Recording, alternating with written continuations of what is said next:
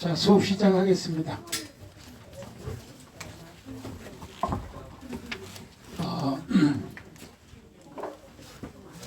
오늘 마치고 뒷풀이 참석한다고 해주신 분 손 한번 들어보세요. 제가 예약을 해놨는데 그 컨펌을 해줘야 돼. 정확하게 둘, 넷, 여섯, 여덟. 잠깐만, 손이 지금 막 움직여서 둘, 넷, 여섯, 여덟, 열, 둘, 넷, 열넷. 오케이. 저기 양청무님 거기 전화해서 내가 5테이블 예약했는데 4테이블만 한다 그래서.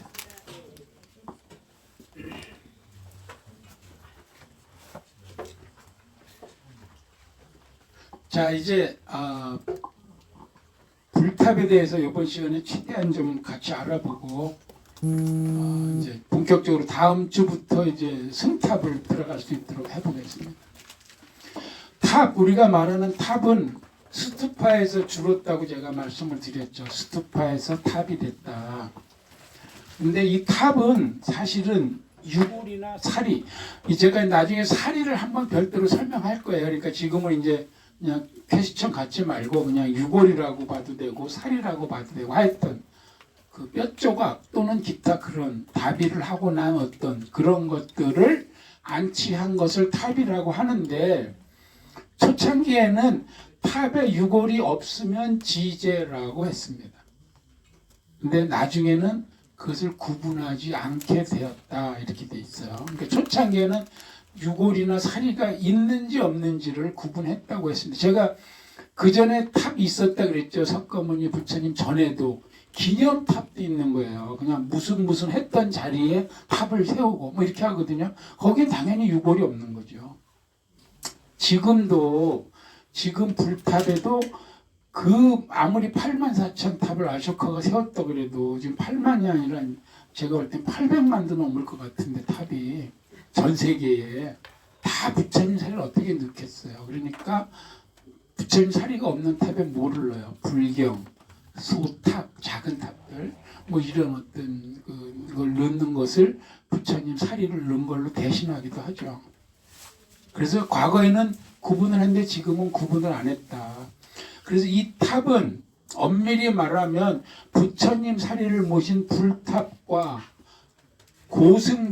고승들의 사리를 모신 승탑으로 나눌 수 있는데, 중급반의 메인 테마는 승탑입니다. 요건 이제 다음 시간에 본격적으로 배울 거고, 입문 과정에서 배웠던 불탑을 지금부터 간단하게 리마인드 해드리겠습니다. 자, 탑은 근데 아까 말씀드린 대로 남방불교와 북방불교가 탑에 관한 그 기본 개념이 달라요. 북방불교는 우리가 잘 알고 있는 사리숭배 사상에 의해서 불탑을 이렇게 어떤 여러 중국식이 됐든 한국식이 됐든 뭐 또 일본식이 됐든 조성을 해서 이 안에 사리를 모신, 어떻게 보면 명쾌해요. 남방불교는 이게 그 미얀마 그 아주 어마어마한 사원인데 이게 자체가 탑이에요. 이 안에서 엄청난 구조적인 그런 그 많은 출입구와 많은 공간과 많은 불상과 이 안에 다 있는데 이게 그냥 탑이에요. 얘네들은. 그래서 불교에서 말하는 우주관이나 세계관, 부처님의 가르침 이런 걸 건축으로 나타낸 것을 탑이라고 합니다. 그래서 총체적으로 불교 사상을 표현했다. 그래서 어떻게 보면 북방불교 쪽이 불탑은 더 좀 의미적으로 접근이 되지 않나 이렇게 보여집니다. 그래서 아까 말씀드린 대로 인도에서 중국을 거쳐서 우리나라로 왔기 때문에 먼저 인도에서 중국으로는 어떻게 넘어갔는지를 제가 상세히 설명했습니다. 입문 과정에서. 그래서 요 산치대탑이 유일하게 온전한 모습이 남아 있는데 근본 8탑은 흔적밖에 없잖아요. 그래서 산치대탑이 아쇼카 때 남겨진 탑 중에서 가장 멋지게 온전하게 남아 있는데, 초기에는 모전탑이라 그랬죠. 모전탑, 주로 흙과 벽돌로 만든 그런 탑이고 가장 올드한 탑이 산치대탑이다. 근데 이게 중국으로 넘어오면은 중국은 이미 벽돌로 건축을 하는 기술이 발전이 돼 있어서 전탑이죠. 벽돌탑, 전탑인데 건축으로 많이 져요. 물론 목탑이나 석탑도 있어요. 그러나 메인 흐름은 중국은 전탑이에요. 그래서 고층 누각으로 쫙 이렇게 천밀식으로 가다가 요 윗부분에 인도의 탑의 어떤 느낌이 요 위로 올라옵니다. 그리고 아래는 어떤 공간을 확보해서 불상을 모시는, 그건 뭐 나중에 이제 불상이 나타나고 되니까. 근데 제가 말씀드린 대로 인도하고 중국하고 문화적인 배경이 많이 달라서 한국에 넘어오면서 헷갈리는 게 많은데, 우선 숫자적 탑에 관해서만 숫자로 해석을 해보겠습니다. 한자 문화는 반복되는 단어 또는 상반되는 단어를 쓸 때 먼저 오는 것이 대략 우선시되거나 지위가 높거나 하여튼 양성이거나 그런 게 많습니다. 뒤에 오는 것이 반대적인 것이 많죠. 그래서 홀짝, 홀수, 짝수인데 짝수, 홀수라고 잘 하지 않습니다. 종횡무진 이렇게 종을 먼저 얘기하지 좌우, 주야, 남녀, 천지, 상하 다 그렇습니다. 이 문화 단어나 문법은 문화에서 비롯되기 때문에 중국은 그렇게 씁니다. 근데 인도는 반대라고 그랬죠. 아까 인도 오른쪽을 신성시하는 것과 중국은 왼쪽을 더 중요시하는 것이 틀리다. 그래서 천지, 하늘 땅인데 또 홀수인데, 요거는 무슨 얘기냐면은 이제 제가 탑 모양을 가지고 설명을 드릴게요. 예를 들어서 종횡하는데 횡을 더 중요시하는 것보다는 종을 중요시한다. 좌우 할 때 우보다는 좌를 중국 얘기입니다. 중국 얘기. 그런데 우리나라는 중국에서 받아왔어요. 인도 가서 받아온 게 아니고. 그래서 중국 문화가 우리한테 그대로 온 게 많습니다. 그러다 보니까는 홀수가 우선되다 보니까 탑은 99%가 홀수예요. 3층 탑, 5층 탑, 7층 탑 이렇지 2층, 4층, 6층, 8층 탑은 없다 이겁니다. 홀수가 우선이 되는 거야. 그 다음에 짝수는 그럼 없습니까? 그러니까 홀수가 하늘로 올라가요. 천지니까 천으로 하늘로 올라가는 게 우선이야. 홀수. 땅으로는 짝수가 가는 거예요. 그래서 사각탑, 육각탑, 팔각탑은 있는데 오각탑, 칠각탑은 없다고요. 땅에 깔리는 건 짝수고 올라가는 건 홀수라고. 탑에 기본 개념. 이거는 문화적인 관점에서 그렇게 됐다. 근데 우리는 중국으로부터 받았기 때문에 거의 중국 문화가 우리한테 와 있다 이렇게 보시면 됩니다. 그러면 10층 탑이 있는데요, 이 짝수 아니에요? 이런 반응이 나오는 거죠. 우리가 잘 아는 경천사지, 원각사지 10층 탑 두 개가 온전하게 서 있잖아요. 요거는 9 다음에 10 그 숫자 개념이 아니고, 우리 십진법 국가에서 10은 꽉 찬 수라는 거예요. 꽉 찬 수. 그러니까 제일 큰 수, 꽉 찬 수, 더 있는 수가 없는 거예요. 11은 10에 꽉 찬 10에다가 다시 하나를 보탠 거지. 그래서 그것은 짝수를 보기보다는 꽉 찬 수의 개념으로 보면 된다.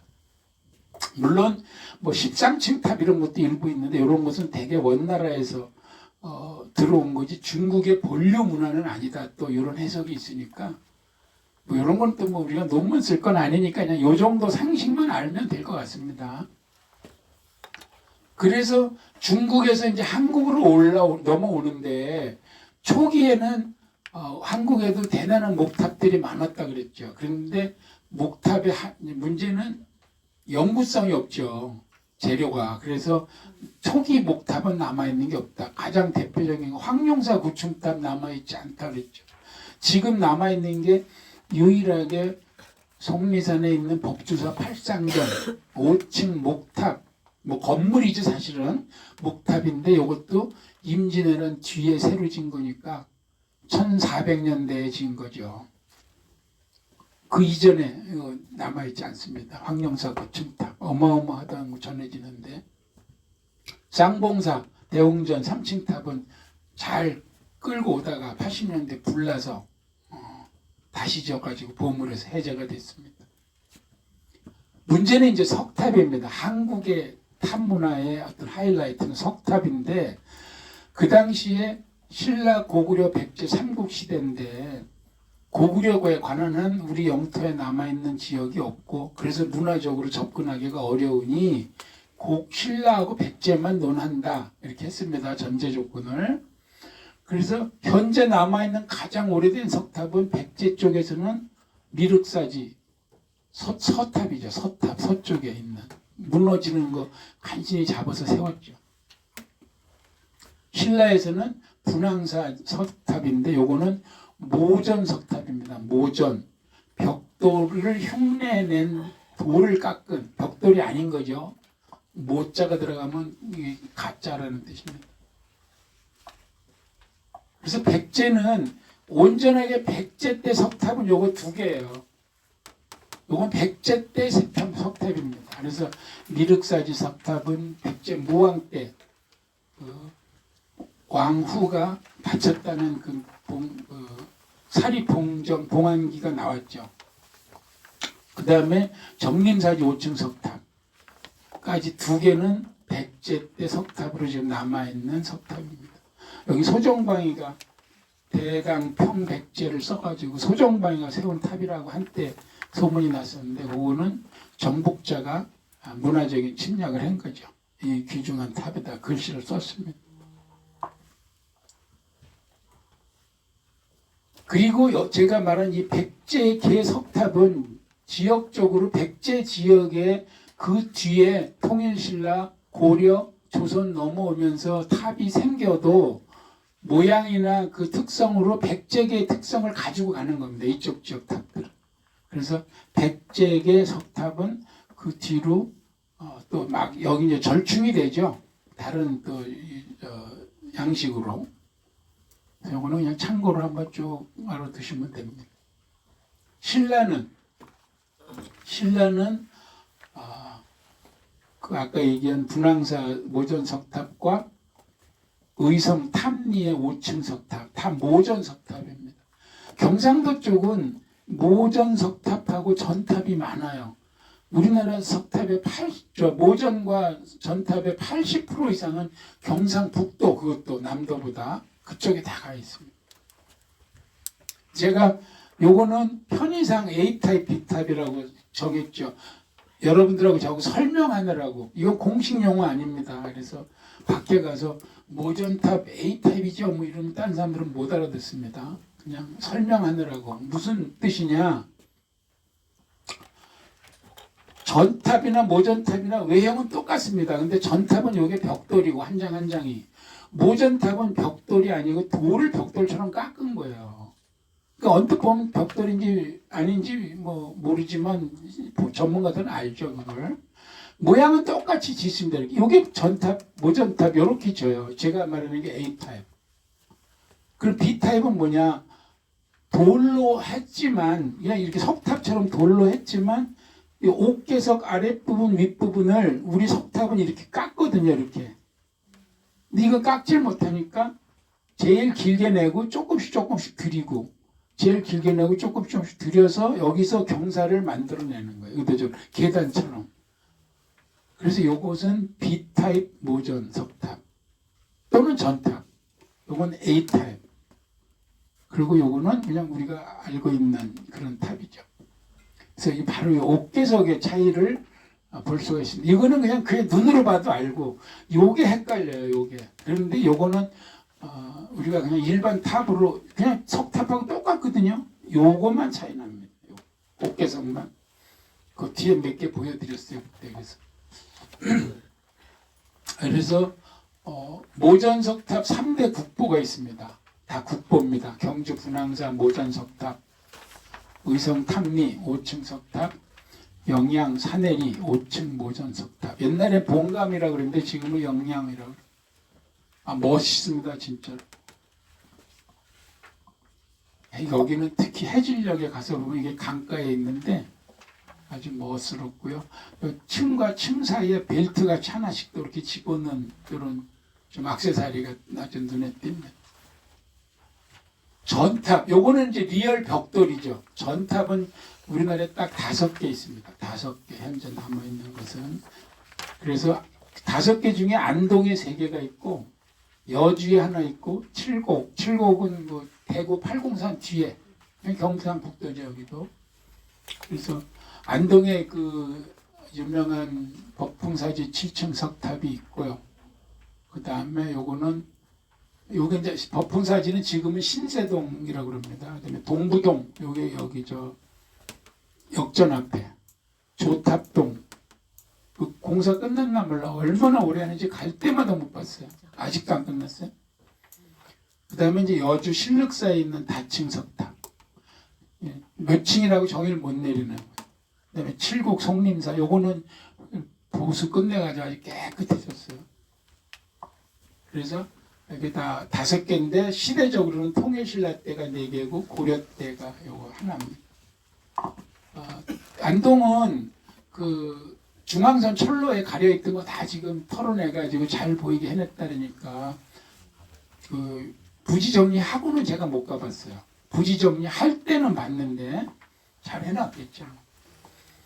그런 과정 석탑들, 모전 석탑들이 스타트가 됐지만 통일신라에 완성된 석탑은 이거보다 그냥 다음 장을 보겠습니다. 이거 통일신라 석탑은 크게 3단계로 나누어서 설명을 하는데 시원양식이라고 하면 시작되는 출발점에 있는 석탑들 거탑입니다. 거탑, 가문사지, 동탑, 석탑, 그 다음에 고선사지. 요거는 저 경주박물관 뜰하게 갖다 놨죠. 거탑이 조금 크기는 줄어들면서 완성도가 높아지는 중간탑이 나옵니다. 그게 나원리 5층 석탑, 백탑이라고 그러는데 일명 백탑, 너무 돌이 깨끗하고 하얘서 백탑, 황복사지 3층 석탑, 국보가 나온 국보탑, 제가 그렇게 설명했죠. 이 과도기를 거쳐서 완성된 게 바로 불국사에 있는 3층 석탑이 최종적으로 통일신라에서 완성된 석탑입니다. 모범입니다. 이게 모범. 이제 다 이거를 본따서 그 크기나 이런 것은 변할지언정 이 탑보다 더 완벽한 탑이 없다. 그리고 거의 버금가는 탑이 바로 요 가을항사지 3층 석탑 쌍탑인데 요거는 김천에 있으나 탑 2개는 북박에 와 있다. 용산에. 여기에 써 있는 글을 봤을 때 원성왕이 왕 되기 전에 올렸다 그랬죠. 그래서 원성왕의 누구 생모, 이모, 외삼촌 3남매가 바램을 가지고 이 탑을 세우면서 글을 썼다. 그 글이 여기 써 있다. 그래서 그 역사가 다 맞아 들어간다 이렇게. 이게 완성 모델 신라탑. 그 탑을 우리가 수없이 제가 얘기했어요. 불국사 3층 석탑이 신라탑의 완성이고 모본이다. 모범. 그러니까 거짓 모자가 아니고 요거는 이제 아주 잘 좋다는 뜻이죠.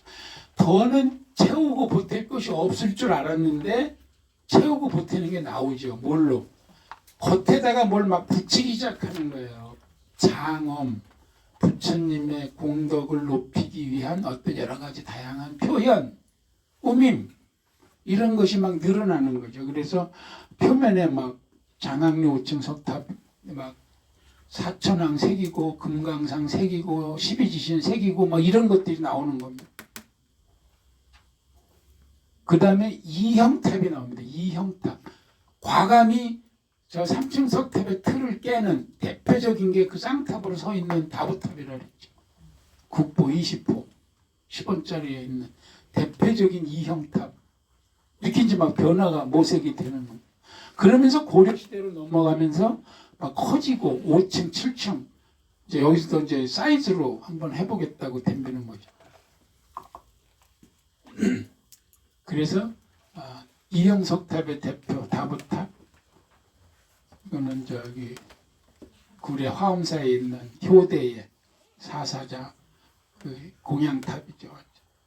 요거는 받침대 부분은 원형이고 위에는 우리가 흔히 보는 3층 석탑 석굴암에 있다 그래서.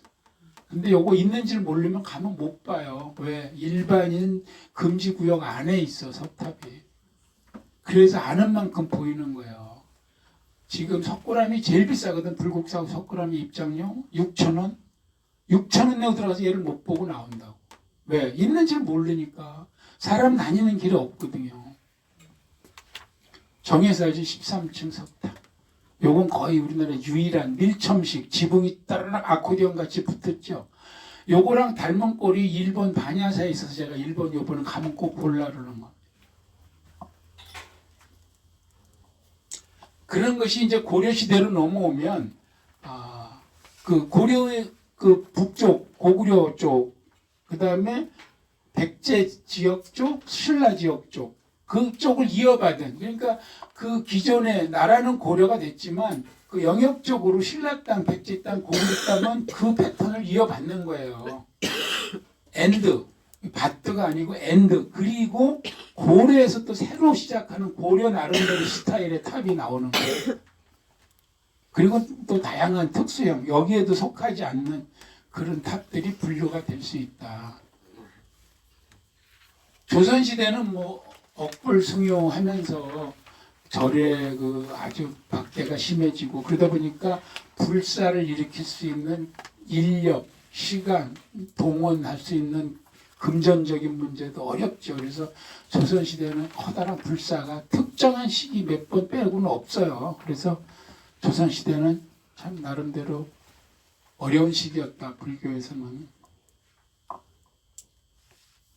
쭉 스토리텔링 한 겁니다. 제가. 그래서 인도에서 발생한 불교의 연원, 부처님 돌아가신 이후에 두 가지 큰 사건이 났는데 하나는 결집이고 하나는 분살인데, 우선 결집은 뛰어났어요. 분살이를 가지고 얘기하면 그걸 가지고 8탑을 세웠고 허물어서 8만탑을 세웠고 그것이 중국을 거쳐서 한국까지 오면서 우리나라 와서는 삼국시대에서 통일신라 고려 조선을 거쳐서 탑이 쭉 변화된 걸 제가 간단하게 지금 설명한 겁니다. 그게 이겁니다. 이해하시겠죠? 네. 그래서 요거 한 장을 원래는 비춰놓고 다 설명해도 되는데, 탑에 대해서는 제가 입문과정의 복습을 마치겠습니다. 이걸로. 두 번째는 이제 불교사 히스토리를 간단하게 좀 알아야지 다음에 또 이해를 하기 때문에, 요거는 불교를 중심으로 한 세계사를 제가 한 카트로 정리한 겁니다. 인도 땅이, 인도의 지배계층이 아리안족이에요. 거의 백인이죠, 이거 사실은. 그래서 이 아리안족이 와가지고 인도 땅에 살고 있던 원주민들을 피지배해요. 피지배 민족으로, 노예족으로. 그리고 그 계급제도를, 신분제도를 만든 게 카스트 제도죠. 카스트. 지금도 유지되고 있는. 그러면서 그 경전이 베다입니다. 베다.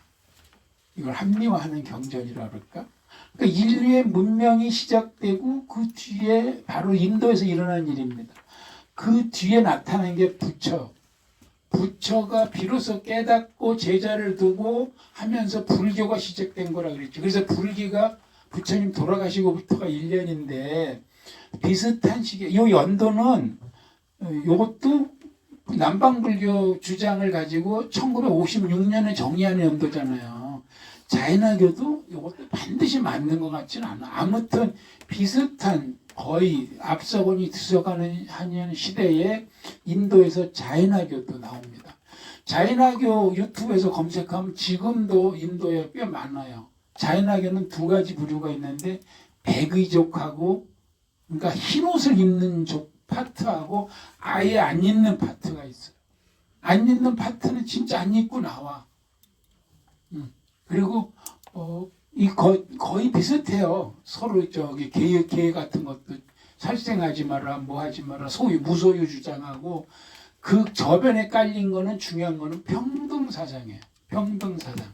저변에 깔린 게, 이거는 완전히 신분제도잖아요. 심지어 신분에도 못 들어가는 불가촉 천민도 있잖아. 타치할 수 없는 동물과 같은 천민이, 죽여도 죄가 되지 않는. 근데 여기에 평등 사상이 베이스에 깔린 종교거든요. 그러면서 그 붓다 이후 시대에 아쇼카가 인도를 통일하고 불교를 전 세계로 퍼뜨리는 아주 1등 공신이거든요. 불교 유적에 가서 보면 아쇼카 석주가 있어요. 석주. 아쇼카가 세운 돌기둥. 아쇼카 석주에 이곳은 부처님이 나신 곳이므로 내가 다녀가는데 이를 기념하여 세금을 면제한다. 막 이런 글이 적혀 있어요. 그래서 부처 이야기가 전설이 아닌 역사가 되는 거예요. 그거 아니면 전설이야, 그냥 카더라야. 제가 얘기했잖아요. 문화답사 다니면서 글을 발견하면 그건 아주 대박이라니까. 글이 없어서 문제라니. 그래서 아쇼카는 진짜 석가모니 부처님한테 엄청난 일을 한 사람이 이 사람은. 그리고 그 뒤에 알렉산더 대왕이 동방으로 뻗어 나오면서 아쇼카 문명, 불교 미술 간다라, 죄송합니다. 간다라 미술이 이제 형성이 되는데 그때 불상이 생깁니다. 그때 비로소 간다라 미술을 해서. 그래서 이때까지는 불상이 뒤에 나오는 거예요. 그리고 우리가 잘 아는 예수님은 좀 후배야. 요때 이제 예수님이 인류사에 등장을 해서 서기는 예수님 태어난 연도부터인데 사실은 뭐 BC 4년이다, AD 1년이다 조금 말이 있어요. 이것도 연도는 이 이전 연도는 진짜 확실치 않아요. 지금 연도를 쓴 게 아니거든. 그리고 기독교도 가보면 그 수사들이 이 수학 정리 잘못했다 이런 게 많아요. 그래서 그 다음에 그레고리력이 나온 것도 나중에 로마 시대고 그러니까 그래서 이 연도에 너무 목을 맬 건 없습니다. 대략 이때쯤 그냥 이렇게 보시면 돼요. 그리고 우리가 잘 아는 무함마드 한참 후배죠. 이슬람. 그리고 이제 아까 시크교입니다. 시크교 무슨 싱 나온 게 자가드 싱자 들어가면 다 시크교도예요. 인도에서는. 그리고 여기서 이제 바로 우리가 잘 알고 있는 무굴 제국 인도의 그 아주 요 사이에 뭐를 제가 생략했냐면 징기스칸이 이제 서방으로 넘어갑니다. 이 거대한 세계 최대 제국을 만들면서. 그리고 철수하지만 철수해놓고 남은 사람들이 거기서 다 자기 왕국을 만들어요. 그 후예들이 팀으로까지 내려오고 이 악바를 해가지고 다 모굴 제국의 조상들이에요. 그래서 세계사를 우리가 정확히 안 배웠기 때문에 이런 흐름을 배우질 않아서 그런데 너무 재밌어요. 이런 거를 해보면. 이거 그냥 생략을 하고, 왜냐면 제가 타지마할 설명하려고 이걸 집어넣는데, 여기에서, 어디였어? 이집트도 보면, 우리가 이집트를 지난 2년 전에 갔다 왔지만, 이집트 역사도 보면, 대제국을 만들고, 알렉산더도 똑같아. 철수하지만 거기에 통치자를 남겨놓고, 그 통치자들이 해당 지역의 작은 왕이 돼요, 다시. 그래서 그 후예들이 나라를 다스리고 있다.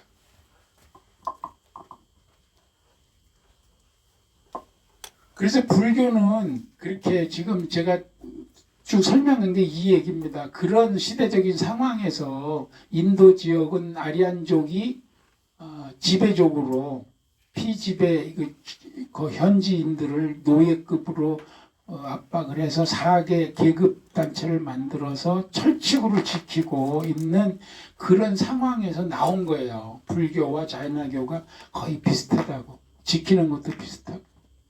근데 그 핵심은 우리가 놓치고 있는 건 평등사상이라고. 이 계급사회에서. 부처님은 어느 계급이라고 그랬어요? 두 번째 계급. 크샤트리야. 첫 번째 브라마는 성직자들이에요. 성직자들. 두 번째가 왕족하고 무사들, 크사트리야. 부처님이 왕족이잖아. 태자니까. 두 번째 여기 때. 그 다음에 평민. 여기까지가 지배민족, 아리안족. 원주민은 이제 수드라. 그래서 자 이제 다시 이제 아까 그쪽으로 쭉 돌아가서 크게 일어난 두 가지 사건 얘기했잖아요. 군사리는 이제 잊어버리시고 이제 이쪽으로 갑니다. 이쪽. 불교사를 하려면 결집을 했다는 건 뭐냐면은 결집에 반대가 있었기 때문에 결집을 하는 거예요. 반목이 있으니까 자꾸 모이라 잘해라 그러는 거거든. 왜 결집을 했냐? 물론 뭐 그 뒤로는 좀 만약에 이 초점이 흐려져서 5차, 6차 결집은 인정하기도 하고 인정 안 하기도 하는데 불교사에서 중요한 거는 1차, 2차, 3차 결집이에요. 그거는 대단히 중요한 의미가 있는데 1차 결집은 부처님이 살아생전에는 글로 된 게 없어요. 전부 말로만 했어. 말로만. 그 부처님 돌아가시고 세월이 흐르고 제자들이 막 흩어지고 지역마다 말이 달라지는 거예요. 부처님이 한 말을 다르게 하는 거야. 안 되겠다. 다 모여. 그래가지고 500 제자가 모여서 그걸 부처님이 한 말을 다시 복귀하는 거예요. 그래서 다 맞아. 그러면 글로 쓰는 거예요. 그렇게 해서 불경이 나오기 시작을 해요. 그래서 불경이 완성된 거는 부처님 돌아가시고 한참 뒤입니다. 요거는 1차 결집은 뭐 바로 시작한 것 같지만 이때 모든 게 완성된 게 아니거든. 심지어 2차 결집에서는 파가 갈라져요. 어떤 금도 지켜야 될 거를 쭉 제시했는데 그것에 대한 옳고 그름의 판단이 막 달라지는 거예요. 그래서 분파가 생깁니다. 분파가 있으니까 결집을 하는 거죠. 요거를 조금 상세하게 알아보겠습니다. 자, 결집. 분열이 있으니까 결집이 있는 건데 불멸, 부처님이 이 땅에서 사라진 후에 한 100일 정도 됐을 때 안 되겠다. 그래서 그 가섭, 그 부처님의 대를 바로 이어받은 수제자 가섭이 500제자를 다 모이라 그럽니다. 모이라 그래서 그 부처님을 계속 수행했던 평생 비서실장 안한이 머리가 너무 좋은 거예요. 그리고 계속 부처님 따라다니기 때문에 부처님이 한 말을 다 기억해. 그래서 안한이 먼저 제기를 해. 그래서 나머지 이 스님들이 다 맞다 그러면 인정하는 문구를 만드는 거예요. 근데 누가 아니다 그렇게 얘기 안 했는데 그러면 그 틀리다는 부분을 다시 논의하는 거예요. 그렇게 해서 하다 보니까 안한이 첫 마디가 뭐냐면 나는 이렇게 들었다가 나오는. 그래서 불경은 첫 마디가 전부 여시아문 내가 이렇게 들었는데가 첫 마디예요. 그 제가 대표적으로 얘기했잖아요. 공자님 말씀에는 내가 들었는데가 아니고 그냥 자왈 공자가 말하길 이렇게 하지 내가 듣기를 이렇게 안 한다니까. 간접화법으로 다 시작해요. 그런데 아까 말씀드린 대로 이 계율에 대해서 계율을 지켜야 된다 아니다 상황이 바뀌었으니까 그 계율은 좀 수용하지 않을 수도 있다 이게 나눠져요. 그래서 이론 이제 논쟁이 달라지는 거예요. 그게 언제냐 대략 100년쯤 지나서 이게 2차 결집이 일어납니다. 바이샬리에서. 그런데 우리가 뭐 할 때 아주 교조적으로 그러죠. 아주 그냥 논리 그대로 지켜야 되는데 한 글자도 어긋나면 안 돼. 막 이런 거. 대략 그런 흐름이 지금 소승불교, 남방불교예요. 그리고 이 사람 무슨 소리야. 상황이 다 바뀌었는데 하고 가고 저 개혁적이고 개방적인 게 지금 북방불교입니다. 그러니까 우리가 좀 그런 쪽으로 온 쪽이 이쪽 북쪽으로 왔어요. 그래서 이제 남방 북방 우리가 말하는 대승 소승은 남방불교에서는 자기들이 소승이라고 안 합니다. 자기네가 상좌부야 오히려. 그냥 자기네들이 항상 옳다고 하는 거죠. 어디든지 속해 있는 데가. 그 뒤로 뭐 많은 분열을 하죠. 종교단체 분열만 가지고 강의해도 어마어마할 거예요. 사실은. 기독교는 안 그런 건 뭐 다 마찬가지. 그 100년 뒤에 문제가 된 10가지 논쟁점이 이겁니다. 10가지 논쟁점이 이건데 그때 시대 상황을 모르면 저희가 뭐 이걸 같이 논하기는 어렵고 제가 이거에 관한 설명을 쭉 봤는데도 저도 잘 이해가 안 가요. 그래서 그냥 그런 논쟁이 있었다. 근데 예를 한 가지만 설명을 해봅시다. 정오가 지난 뒤에 공양, 쉽게 밥을 먹으면 되냐 안 되냐. 부처님 살아 생전에는 부처님은 오전에 한 끼 먹고 오후에 식사를 안 하셨대요. 그러니까 오후에는 먹으면 안 되는 거야. 부처님 우리가 먹는 걸 밥이라 그러잖아요. 어른들이 먹는 거 뭐라 그래? 진지 드세요. 진지. 부처님은 마지야 마지. 마지 공양이라고 그러거든요. 그래서 부처님 밥 올리는 거를 사시 공양이라고 그러죠. 아침 저녁 예배 중간에 사시 공양은 부처님한테 마지를 올리는 9시에서 11시 사이 그때 하고 부처님은 그만 안 드셔요. 그거 올리고 이제 신도들하고 스님들 먹거든, 점심은. 근데 오후에 먹으면 되냐 안 되냐 가지고요. 그래서 먹어도 된다가 대승으로 온 거야. 이 대승은 지금 새끼 먹잖아, 지금. 잘 먹지 뭐. 그 남방 불교 가면 스리랑카 미얀마 제가 갔다 왔는데 그게 뭐 관광 자원화 돼 있지만 걔네들은 탁발하죠. 북방 이 조계종은 탁발 못하게 합니다. 그러니까 나가서 탁발하는 사람은 조계종 아니에요. 금지해 교리상으로. 그런데 원래 불교는 탁발입니다. 근데 이게 중국으로 오면서 울려 그래는 농사를 짓고 지어 먹고 공양간이 생기고 막 그랬지. 원래 부처님 시대에는 전부 탁발입니다. 나가서. 그래서 탁발 나가는 게 완전히 비이벤트야. 관광지 저기로.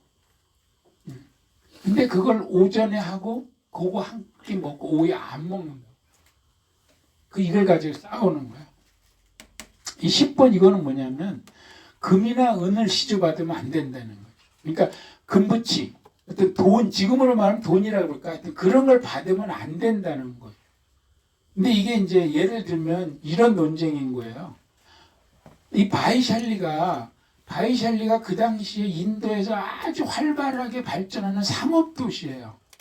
그러니까 그 전에는 아침에 일어나서 마을에 나가면서 이렇게 스님이 돌면 집집이 이렇게 먹을 걸 주는 탁발이 가능해.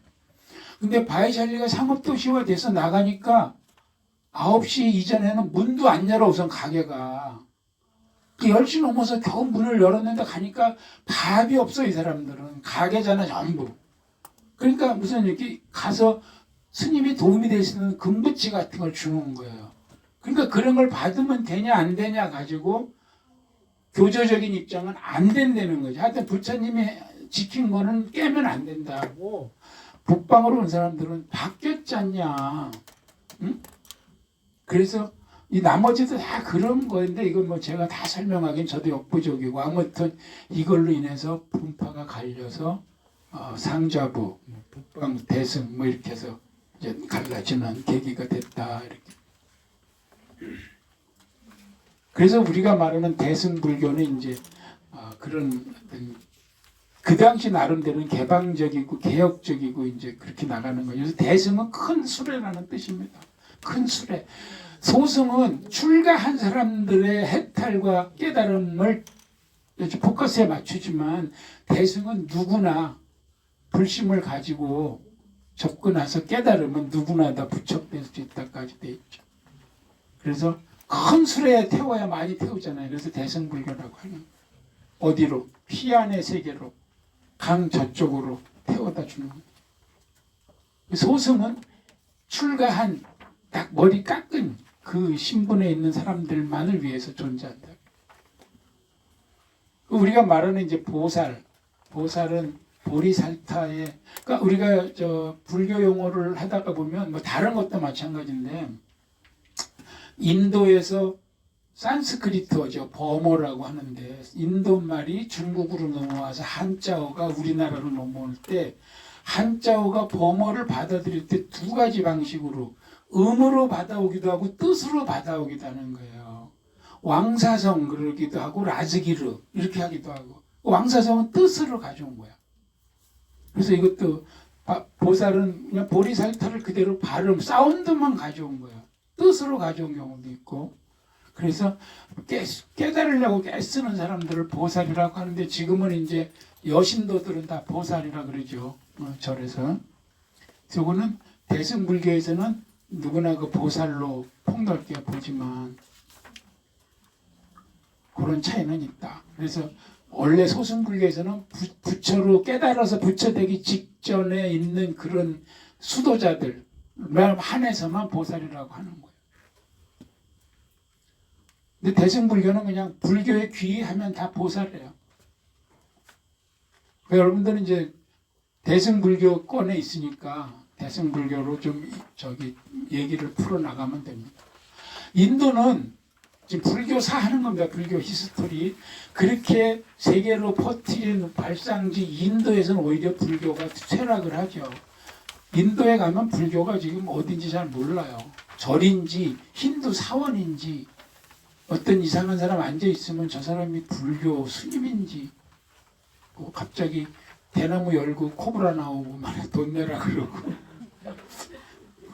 아무튼 아쇼카 이후에 들어선 왕조는 국교가 브라만교야. 국교가 이 힌두교가 신이 얼마나 많은지 힌두교를 공부해도 설명을 잘 못할 정도예요. 제가 심지어 부처님이 힌두에서 믿는 여러 신 중 한 n분의 1이야. 힌두에서는 부처님도 그렇게 힌두교는 저기 되고 불교는 이미 인도 땅에서는 뭐 불교 자체의 어떤 그런 거는 찾아보기도 힘들고 우선 그렇게만 개념을 두고 이건 넘어가겠습니다. 그래서 불교가 전파는 대략 북쪽으로 온 북방불교하고 남쪽으로 내려간 남방불교로 크게 나눠지고 대략 북방불교는 중국, 한국, 일본, 대만까지도 북방불교를 보고요. 베트남도 일부 북방불교로 보는 그런 불교가 있어요. 나머지 요 밑에 태국, 라오스, 버마 뭐 이쪽은 다 이제 남방, 여기 스리랑카하고 다 이렇게 다리가 낮은 거죠. 사실은 미얀마가 인도 옆나라예요. 옆나라. 그리고 티베트는 약간 좀 북방불교에 속하지만 좀 독특한 불교가 이제 티베트에서는 또 이렇게 완성이 됐죠. 티베트 불교라 그러죠. 그래서 중국 이제 그렇게 인도는 오히려 약해지고 없어진 불교가 중국을 통해서 한국으로 넘어오는데 아직 메인 로드가 실크로드를 이용하는데 실크로드를 다니는 두 가지 부류가 있다 그랬죠.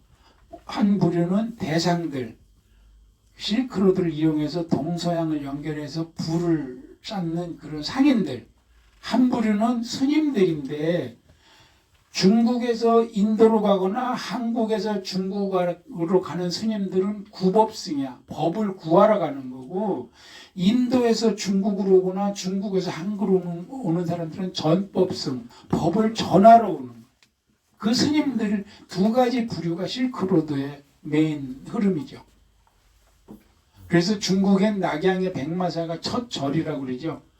흰 말에다가 불경을 싣고 왔다 그래서 흰 말이 상징적인 동물이고 이 산은 원래는 중국에서 관청에 속한 그런 어떤 시설이었는데 여기에 처음에 머물면서 이 사가 이제 절사자로 바뀌게 됐다.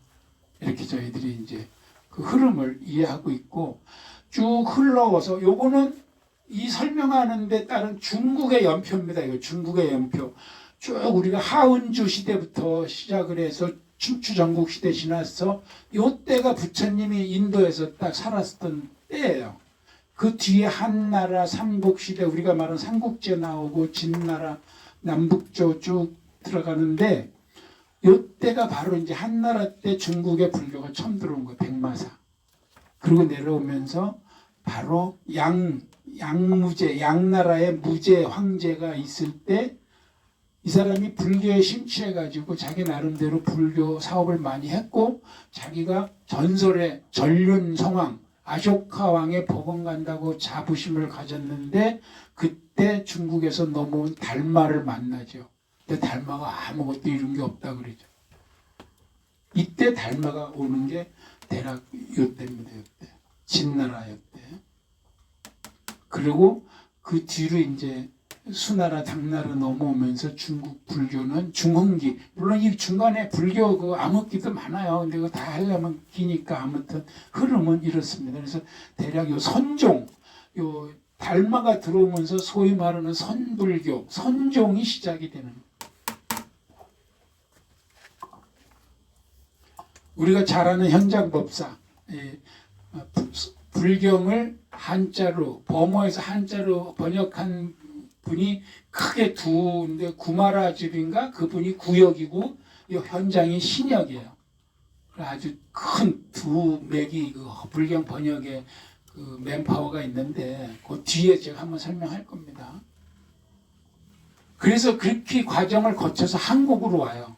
한국으로 와서 삼국시대는 이제 고구려, 소수림왕 때, 백제, 친유왕 때 대략 300년대 오는데 신라는 법흥왕 500년대까지 좀 늦죠.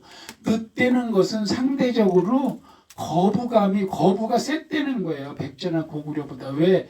이때만 해도 불교는 외래 종교야. 지금은 우리가 마치 불교가 우리 거 같이 느껴지잖아요. 절에 가고 뭐 불교 얘기하고 그러면. 이때만 해도 어디서 들어온 이 뭐야? 이렇게 되는 거죠. 신라가 유난히 거부감이 많았다. 그래서 그 마지막 받아들이는 빅 이벤트가 2차전에 목을 친 거잖아요. 신라가. 그리고 아직 연구는 부족하지만 가야의 허황우가 싣고 왔다는 석탑, 뭐 그게 우리나라에 존재하지 않는 돌이라고 하는데 바닷길로 온 불교의 경로다라고 하지만 이건 아직 연구가 좀 부족해요. 그리고 이렇게 해서 하여튼 받아들인 불교적인 그런 아이템을 의외로 왕실들에서 그냥 바로 자기들 걸로 씁니다. 그래서 왕실 불교로 처음에는 성장을 해서 우리가 말하는 법흥왕, 진흥왕 이런 게 다 불교적인 용어예요. 백제 성왕, 전륜 성왕이거든. 성왕. 그래서 다 막 불교적으로 자기가 아쇼카이고 싶고 자기 핏줄들이 진골이 뭐예요? 찰리제종, 진종, 불교 그 석가모니족 같은 족이라는 거예요. 지금 교회 믿는 사람들은 막 심지어 그 자기가 그 저기 족이라 그러잖아.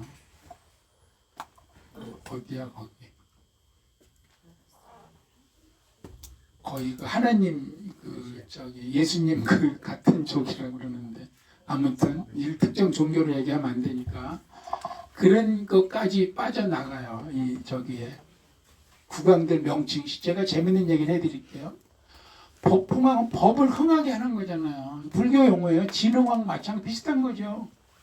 진평왕은 백정인데 이게 한자라 그러는데 부처님 아버지 이름하고 또 백반, 국반, 왕비가 마야 부인, 아들이 금륜, 동륜 막 그다음에 출가를 했어요. 실제로 법흥왕 이런 사람들은 성왕도 전륜 성왕, 법왕, 위덕왕 다 이게 진종의식은 아까 얘기한 대로 크샤트리아를 한자로 하니까 찰제리종이 되는 거야. 찰제리종, 크샤트리아.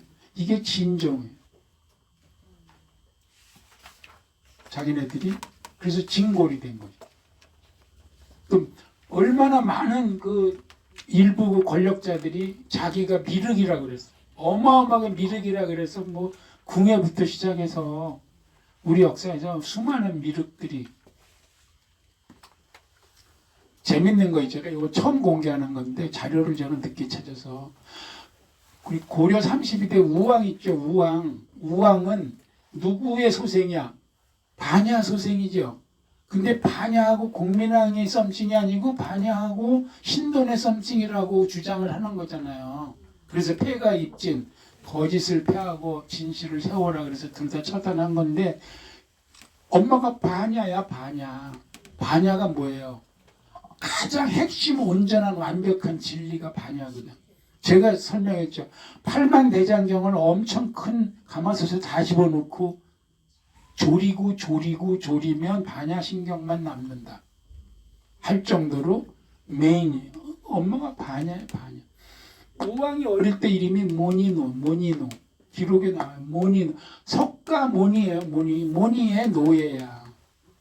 우리가 노비라고 그러죠. 노비. 노는 남자고 비는 여자예요. 노비. 그 집에 노비가 많아. 그럴 때 노는 남자고 비는 여자거든. 석가모니 노야. 우왕의 세 번째 부인은 석비야. 석가모니의 비야. 그렇게 이름을 쓰는 거예요. 다 불교를 염두에 두고 부처님하고 어떻게든지 연결하는 거예요. 뭐 문수노도 있어. 문수보살의 종이야. 이건 중국인데. 이세민의 아내는 관음비. 그러니까 노비죠. 노비. 그러니까 기황후 조카. 우리가 그 고려 말에 기철, 기황후. 조카가 삼보잖아. 삼법. 불법성. 이런 식으로 불교에 관한 이런 명칭을 아주 기꺼이 갖다 쓰는 거예요. 시대적으로. 아무튼 그렇게 해서 어렵게 삼국시대에 들어온 불교가 이제 대중화되는데 불교의 대중화의 1등 공신이 원효죠. 원효는 연불만 외우면 된다 그랬어요. 그래서 나무 아미타불 관세음보살은 원효가 가르쳐준 노하우야. 백성들은 이것만 외워라. 그게 막 저기 불교의 대중화에 그냥 불을 질렀죠. 그리고 유명한 그 스님들이 때 막 다 나오죠. 자장, 해초, 원효.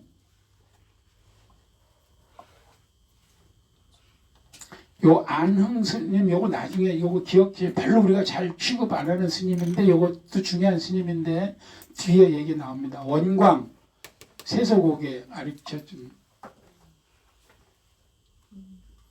그래서 그 당시에 원효와 의상이 사실은 종교와 정치는 분리한다고 하지만 사실은 분리 안 되거든요.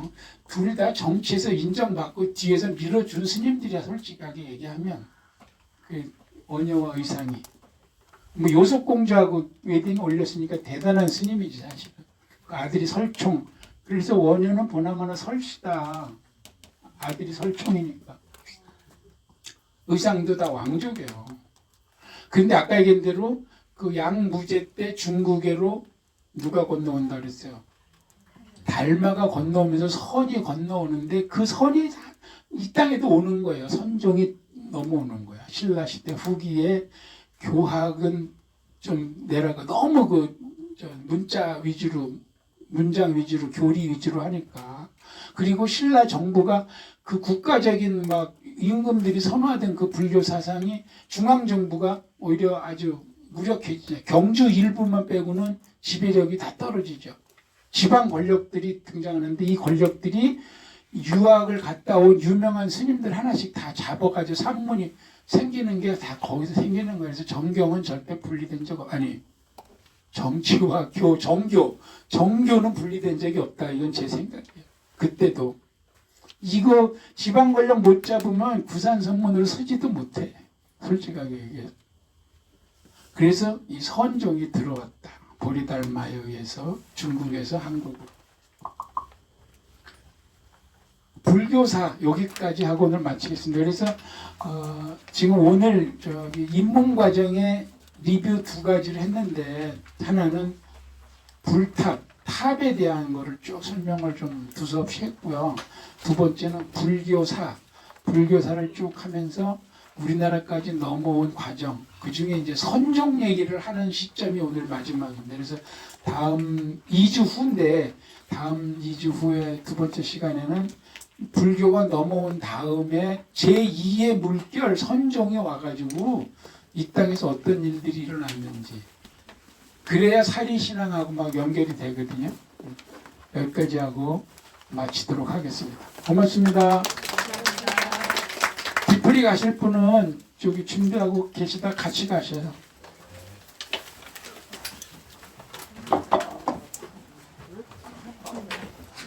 영상 끄겠습니다. 보신 분들 수고하셨습니다. 10분이 보셨네.